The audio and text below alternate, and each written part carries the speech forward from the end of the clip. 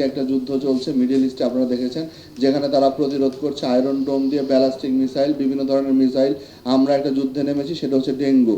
প্রধানমন্ত্রীর নির্দেশনায় ডেঙ্গুর বিস্তার রোধে চট্টগ্রামত মাসব্যাপী পরিচ্ছন্নতা ও সচেতনতামূলক কার্যক্রম শুরুই। শনিবার মার্চ 14 তারিখ সকাল 10টায় নগরীর ডিসি হিলুতে এই কর্মসূচির উদ্বোধন করা হয়।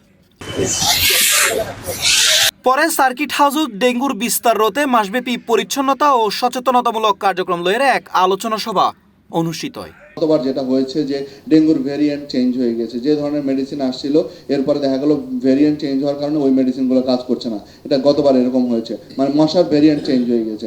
আমরা মনে করি আমাদের এই বাড়ি টার্গেট হওয়া উচিত যে আমরা এই যুদ্ধ এই বাড়ি আমরা শেষ করে দিব, যাতে পরবর্তীতে আর কখনো এই ডেঙ্গুর বিস্তার আমাদের না ঘটতে পারে। চট্টগ্রাম জেলা প্রশাসক মোহাম্মদ জাহিদুল ইসলাম মিয়ার সভাপতিত্বে অনুষ্ঠিত সভাত প্রধান অতিথি হিসেবে উপস্থিত আছেন চট্টগ্রামের বিভাগীয় কমিশনার মোহাম্মদ জিয়াউদ্দিন। আমাদের এখানে নগরায়ন যত বাড়ছে, এটার ভেরিয়েন্ট তত আসছে, এটা তত অপ্রতিরোধ হয়ে যাচ্ছে। তো আমাদের কিন্তু আবার একটা সহজ সরল উপায় আছে, সেটা হচ্ছে কি, কাউকে একটু গাল দিয়ে দেওয়া। যেমন আমরা বলে ফেলতে পারি যে সিটি কর্পোরেশন সিডিএ কাজ করছে না, তাদের কারণে এই অবস্থা।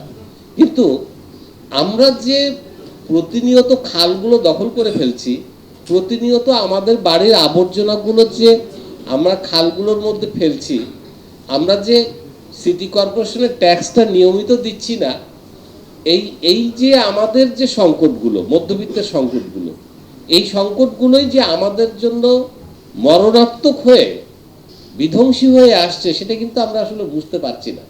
এ সময় বিশেষ অতিথি হিসেবে আরও উপস্থিত আছেন চট্টগ্রামের পুলিশ সুপার মোহাম্মদ নাজির আহমেদ খান। প্রতিরোধ অর্থাৎ আমরা জানি যে একটি বিশেষ ধরনের মশার কামড়ে এই রোগ হয়, সেই মশার প্রজনন, সেই মশার বংশবৃদ্ধি যাতে না ঘটতে পারে, সেজন্য আমাদের পর্যাপ্ত ব্যবস্থা নেওয়া দরকার। এ সময় আরে উপস্থিত আছেন প্রশাসনের কর্মকর্তা, স্কাউট সদস্য সহ আরও বোধ গুণীজন মহল। C plus TV, Chittagong.